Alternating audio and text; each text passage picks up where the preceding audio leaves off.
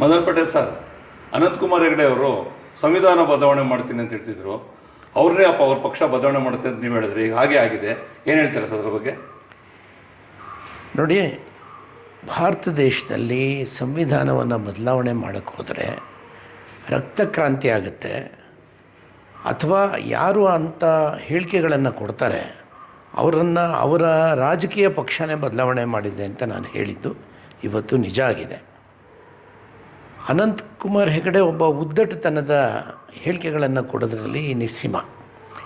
ಬಹುಶಃ ಆತನಿಗೇನಾದರೆ ಇಂಥ ಉದ್ದಟತನದ ಹೇಳಿಕೆಗಳನ್ನು ಕೊಡೋದರಿಂದ ನನ್ನ ವಿಡಿಯೋಗಳು ವೈರಲ್ ಆಗುತ್ತೆ, ಸೊ ನಾನು ಬಹಳ ಪ್ರಚಾರದಲ್ಲಿರ್ತೀನಿ ಅನ್ನೋಂಥ ಭಾವನೆ ಅವರಲ್ಲಿ ಇದ್ದಂಗಿದೆ.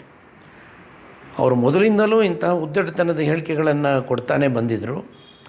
ಅದಕ್ಕೆ ಪೂರಕವಾಗಿ ನಾನು ಹೇಳಿದ್ದೆ, ನೋಡ್ರಿ, ಆತ ಏನಾದರೂ ಕರ್ನಾಟಕದಲ್ಲದೆ ಬೇರೆ ಯಾವುದಾದ್ರೂ ಉತ್ತರ ಭಾರತದ ರಾಜ್ಯಗಳಲ್ಲಿ ಇದ್ದಿದ್ದರೆ ಜನ ಸಿಕ್ಕಲ್ಲಿ ಒದೆಯರು ಅಂಥೇಳಿ, ಈತ ಇದೇ ರೀತಿಯಲ್ಲಿ ಮುಂದುವರಿಸಿದರೆ ನಾನು ಓದಿತೀನಿ ಅಂತಲೇ ಹೇಳಿದ್ದೆ ಆತನಿಗೆ. ಇವತ್ತು ಆತನನ್ನು BJP ಸೀಟ್ ಕೊಡದೆ ಮನೆಗೆ ಕಳಿಸಿದೆ. ಹಾಗಾಗಿ ನಾನು ಹೇಳಿದ್ದು ನಿಜ ಆಗಿದೆ. ಅನಂತಕುಮಾರ್ ಹೆಗಡೆ ಅಂತ ಯಾರೇ ಈ ದೇಶದಲ್ಲಿ ಸಂವಿಧಾನವನ್ನು ಬದಲಾವಣೆ ಮಾಡಬೇಕಂತ ಹೋದರೆ ಅವ್ರ ಗತಿನೂ ಅನಂತಕುಮಾರ್ ಹೆಗಡೆಗೆ ಆದಂಗೆ ಆಗುತ್ತೆ ಅಂತ ನಾನು ಇವತ್ತು ಹೇಳ್ತೀನಿ, ಯಾವತ್ತೂ ಹೇಳ್ತೀನಿ.